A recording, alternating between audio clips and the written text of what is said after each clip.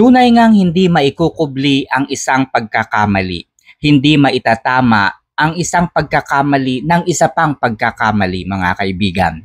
Nalalagay nga ngayon ng administrasyon ni President Ferdinand Romualdez Bongbong Marcos Jr. sa mga kinakaharap nitong mga issues na kailangang sagutin at ipaliwanag sa taong bayan. Nakatutok po ang milyon-milyong mga Pilipino sa iba't ibang dako ng mundo. Ang buong mundo po halos ay nakatingin, nakasubaybay sa mga pangyayari sa ating bansa. Lalong-lalo na nang hinuli at dinakip o inaresto o kinidnap ang dating Pangulong si Rodrigo Roa Duterte, mga kaibigan. Alam natin na malinaw ang nakasaad sa Article 59 of the Rome Statute of International Criminal Court.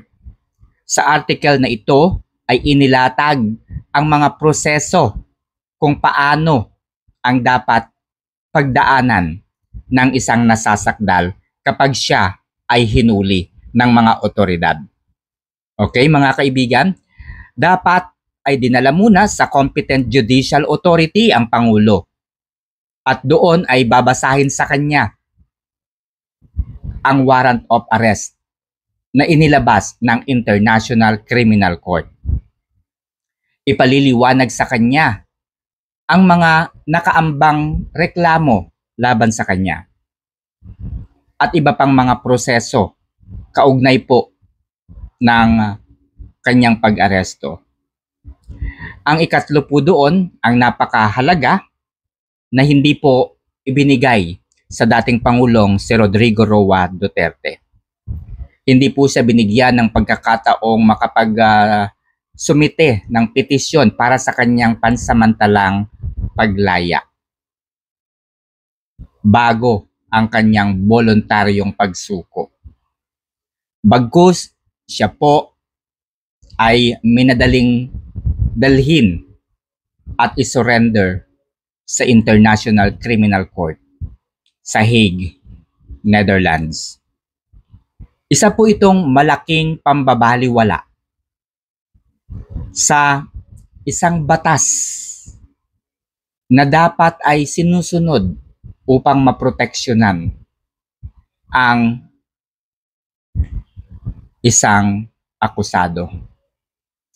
Hindi lamang po yan ang nabaliwala at na hindi nasunod, sapagkat malinaw po sa Article 3, Bill of Rights of the 1987 Constitution, Section 12, na ang inaakusahan o ang akusado ay mayroong karapatang mamili ng kanyang abogado na magtatanggol sa kanya.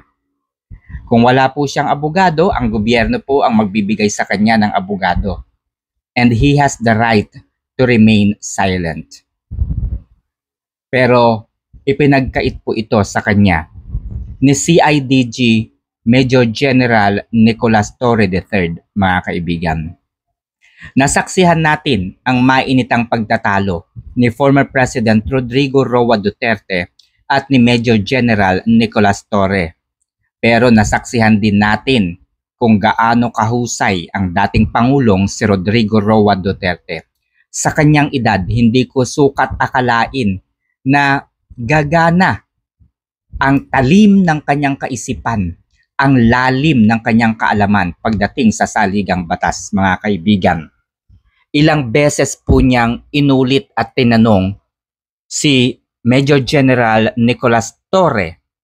Ang purpose po niya dito ay marinig ng taong bayan na nilalabag ni Major General Nicolas Torre ang kanyang karapatan bilang akusado. Alam natin, mga kaibigan, na hanggat wala pa pong final verdict ang korte, mananatiling inosente po ang isang nasasakdal. Alright? So una po na ginawa ni former President Duterte, tinanong niya si Nicolas Torre at sinabi niyang hinihintay niya ang kanyang anak.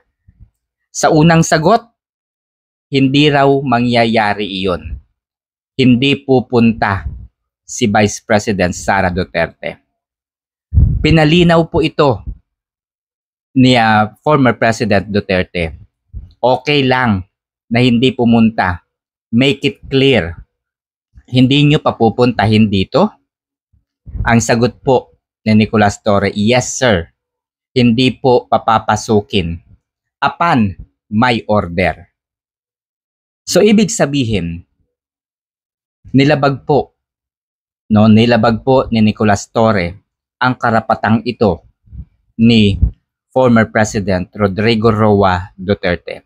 Sa ikatlong pagkakataon, sinabi po ni former President Duterte, hinihintay ko ang aking anak na siyang magiging personal legal counsel ko. Ibig sabihin, si Vice President daw ang kanyang magiging personal na abogado, no? Upang ipagtanggol siya sa mga kinakaharap nitong kaso. Pero again, mariing pong itinanggi, no, ni Nicolas Torre ang pagkakataong ito.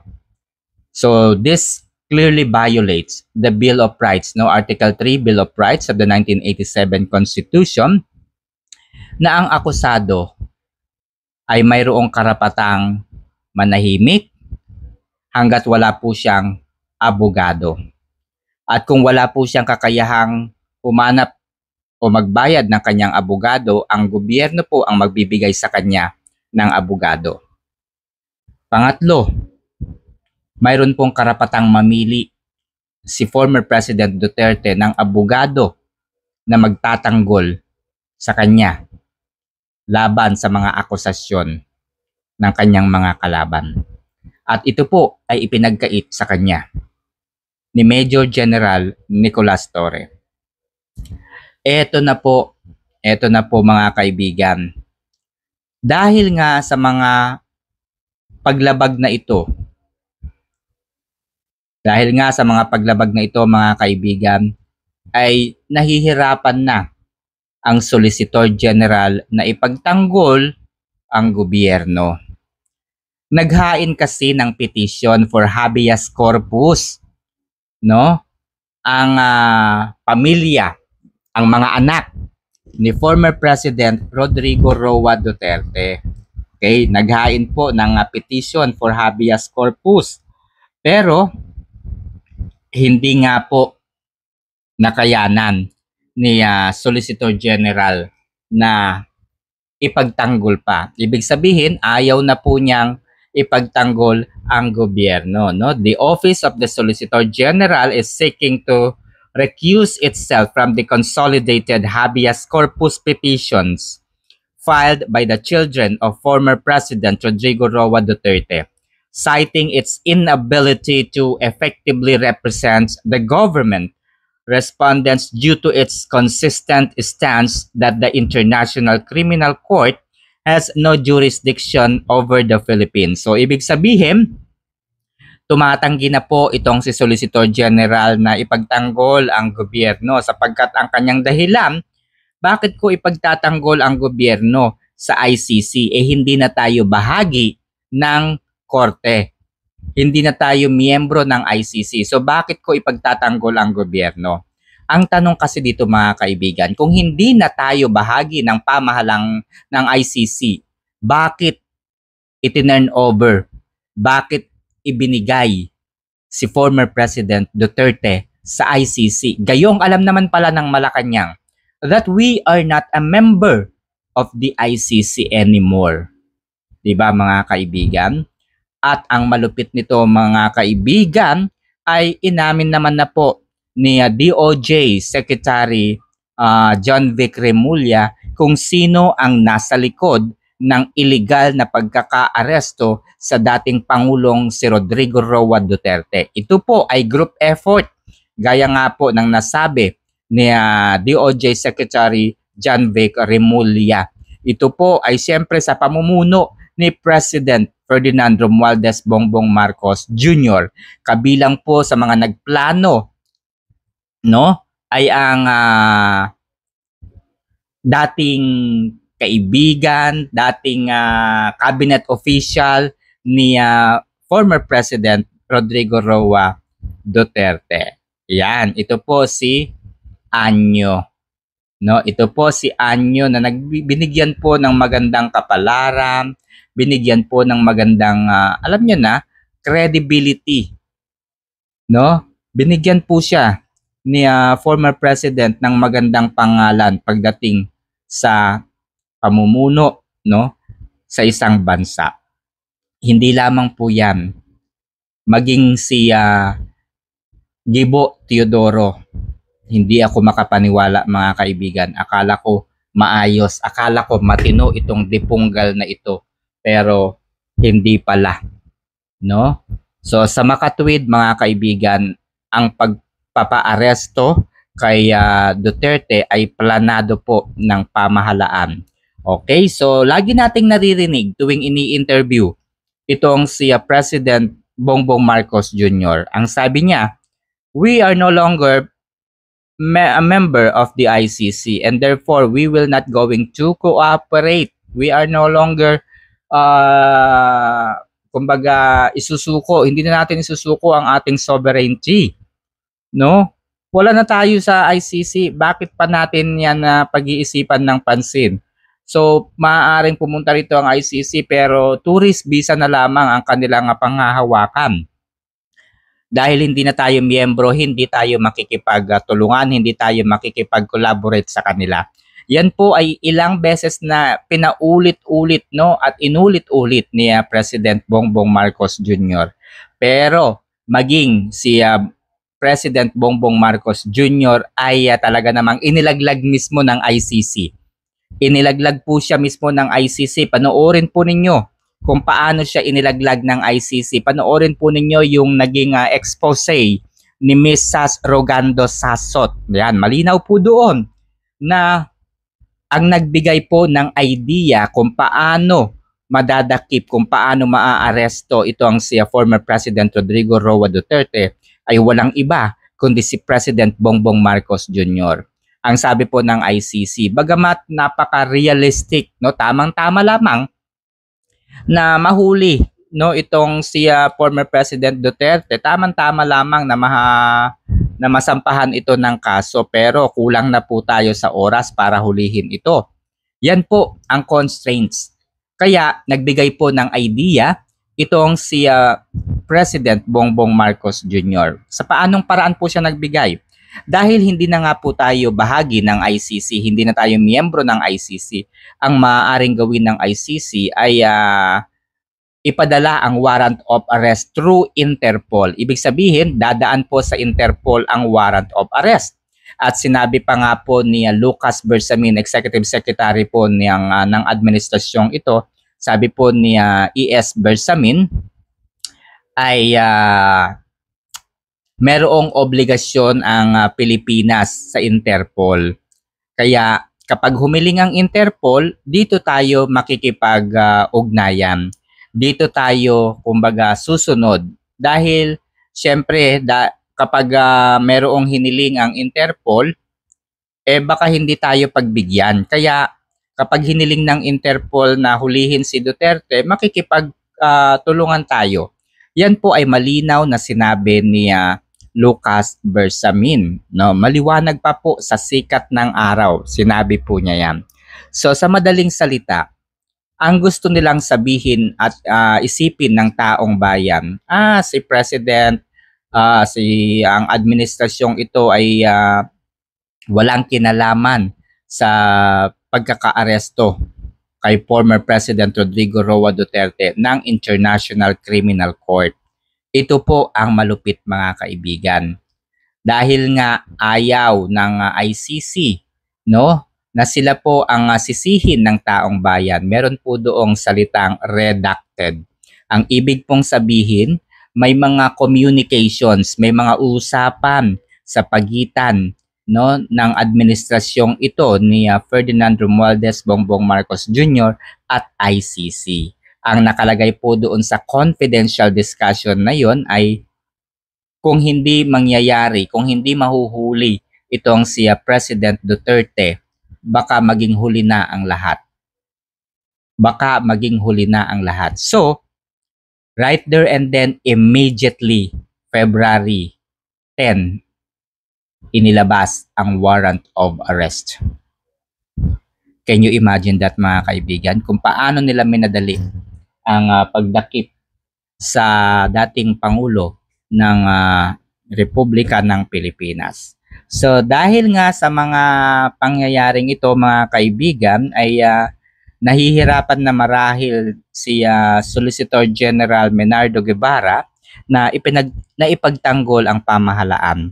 Hindi na po niya kayang ipagtanggol ang mga kalokohan, ang mga pambabaliwala ng administrasyong ito sa saligang batas. Okay, lagi ko pong sinasabi, mga kaibigan, na if our decision was not anchored sa mga jurisprudence, sa mga legal na basihan, tayo po ay mawawala. Magkakawindang-windang po ang lahat kapag hindi natin sinunod ang saligang batas.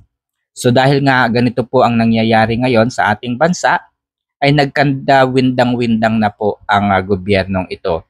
In fact, isang DOJ Undersecretary, kausap po niya si PCO Undersecretary Attorney Claire Castro, at pinag-usapan po nila yung proseso ng pag-aresto kay dating Pangulong Rodrigo Roa Duterte. Ang tanong po ni Attorney Claire Castro, ano po ang naging papel ng DOJ sa pagkaka-aresto sa dating Pangulong si Rodrigo Roa Duterte? Ano po ang sagot ng Undersecretary?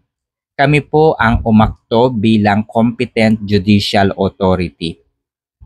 Dahil ang DOJ po ay isang quasi-judicial agency po. Ibig sabihin, mayroong ilang trabaho, no? May mga trabaho na ginagawa ang DOJ na kung saan ay maaari silang magdesisyon o mag-interpret ng batas. Kaya sila daw po ang nagsilbing competent judicial authority. Okay, so sa mga abogado dyan, sa mga estudyante po, no, na kumukuha ng batas, di ba meron tayong tatlong branches ng gobyerno. Ito po ang executive department, executive branch, na kung saan ang namumuno ay ang Pangulo. Tinatawag po itong chief executive. No? Kasama po sa executive branch of the government ang mga ahensyang katulad po ng DOH, DOJ, Department of Health, ayan, yung mga yan, NBI, lahat po yan ay bahagi ng executive department. Okay? Pangalawa, ang Legislative Department. Ang trabaho naman po ng Legislative Department o ang bumubuo sa Legislative Department ay ang bicameral committee, no? Yung lower and upper house. Yung lower po, ito po yung Congress, and then yung upper house ay ang Senate.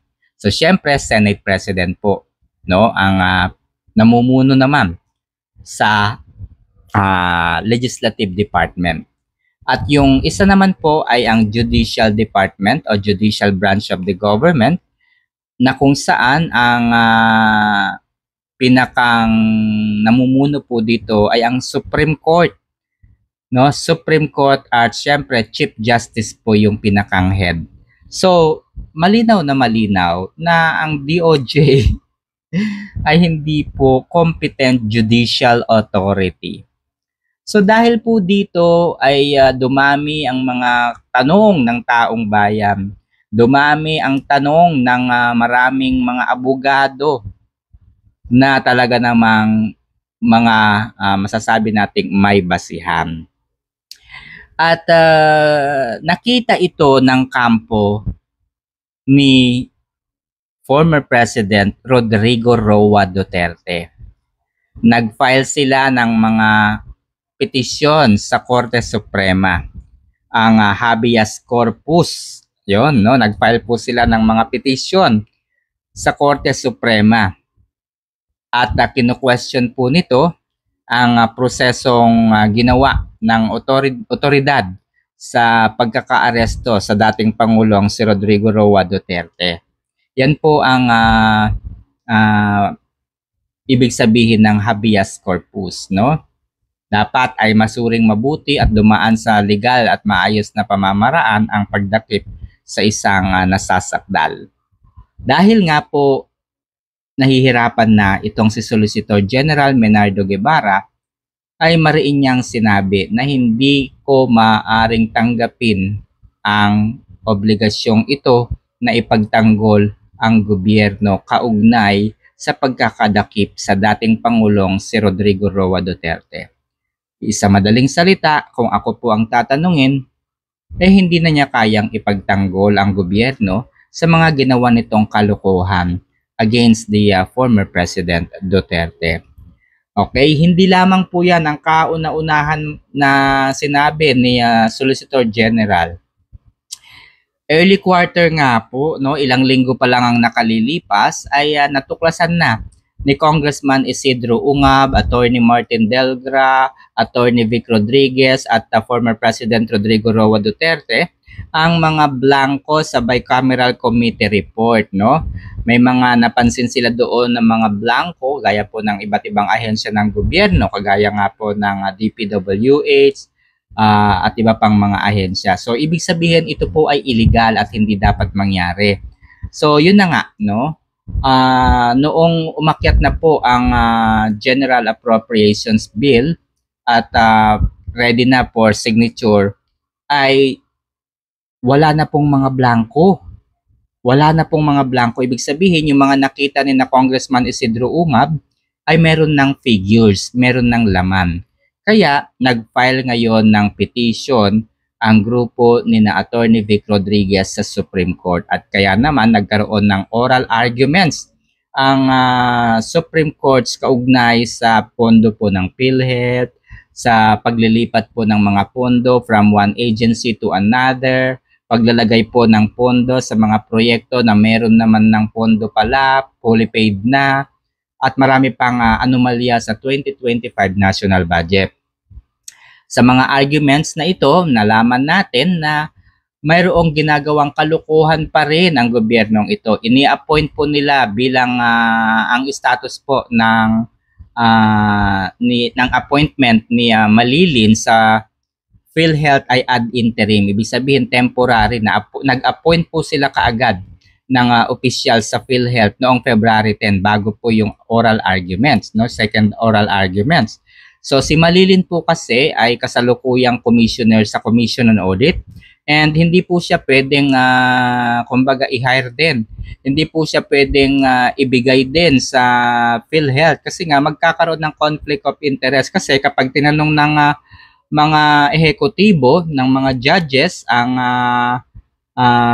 resource person, sino yung magre-represent sa PhilHealth? Di si Douglas Malilin. Sino yung magre-represent sa COA? Si Douglas Malilin din. So napansin nga po ito ni Honorable Justice Benjamin Caguioa, at napansin niya na hindi pwede ito, mayroon itong conflict of interest. Biruin mo nga naman, tatanungin mo yung PhilHealth, si Malilin yung sasagot. Tatanungin mo yung COA, si Malilin din yung sasagot.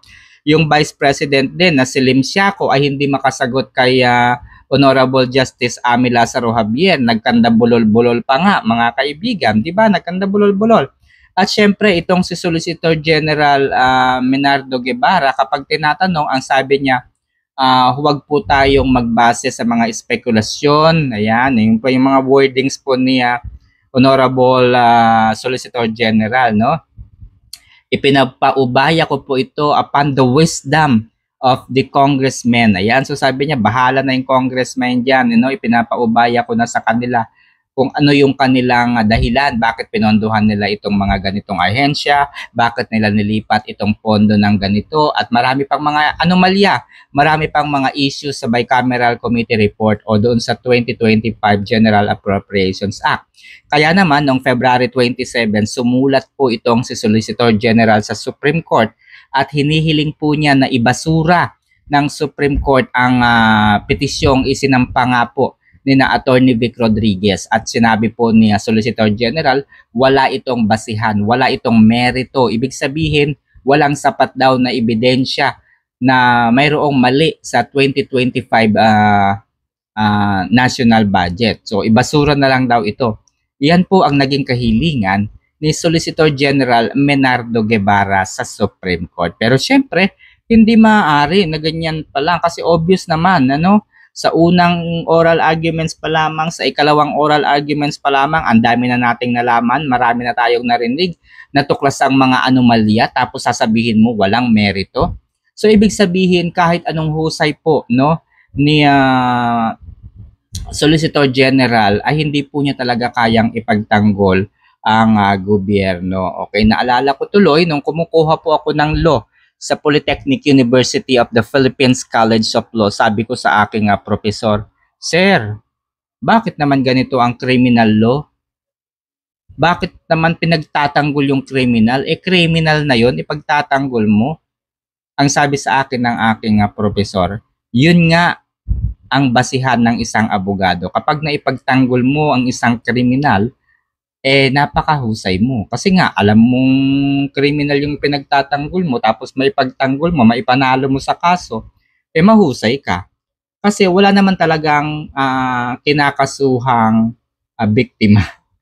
Kaya lagi ang tuon, no, ang focus po ng ating mga batas, siyempre yung mga kriminal. Kaya pag naipagtanggol yan ng abogado, eh matalino ang abogado.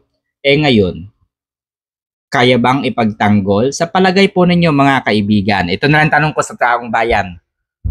Sa palagay po ninyo, kaya bang ipagtanggol ni Solicitor General ang gobyerno sa mga issue na kinakaharap niya ngayon? Yung 2025 General Appropriations Act, no, yung pondo ng PhilHealth, yan yung mga yan. Yung pangalawa, itong mga petisyon na inihain ng anak ni former President Duterte, yung writ of habeas corpus na ifinail po ni Sebastian or Baste Duterte. Ang kanilang abogado po dito ay si Attorney Salvador Panelo. Ayan, so gaano pa kahusay itong si President Duterte? Okay, pero yung tanong ko muna, sagutin nyo ha. Kaya pa bang ipagtanggol? Kasi tinatanong po itong si Solicitor General, no? Kaya pa daw ba niyang ipagtanggol ang gobyerno? Siya daw yung makakapag-assess sa kanyang sarili. Siya raw yung makapagsusuri kung kaya pa nga niyang gampanan ang kanyang sarili, ang kanyang tungkulin bilang abogado o tagapaglingkod ng gobyerno. Yan po yung tanong sa kanya ni PCO Undersecretary and at the same time Press Secretary Attorney Claire Castro, mga kaibigan. Pero kung kayo po ang tatanungin mga kaibigan, kaya pa ba? Kaya pa ba o malulusatan pa ba ito ni Solicitor General Menardo Guevara? Kaya pa ba niyang ipagtanggol ang gobyernong ito? Ayan, anong sa tingin ninyo? Yan po ay napakahalaga. Kailangan po natin yan na maintindihan o masagot. Okay, ito po ang nakapagtataka mga kaibigan. Kung bakit napakahusay ni former President Rodrigo Roa Duterte. Alam na niya marahil na mangyayari ang mga bagay na ito. Kasi meron siyang sinabi noon na sabi niya, inimbitahan ko yung mga leaders sa iba't ibang bansa. Kaya ko kayong paikutin sa aking mga kamay. Sabi niya ganyan. Tapos sabi niya ganon, at the end of the day, walang makakatalo sa akin.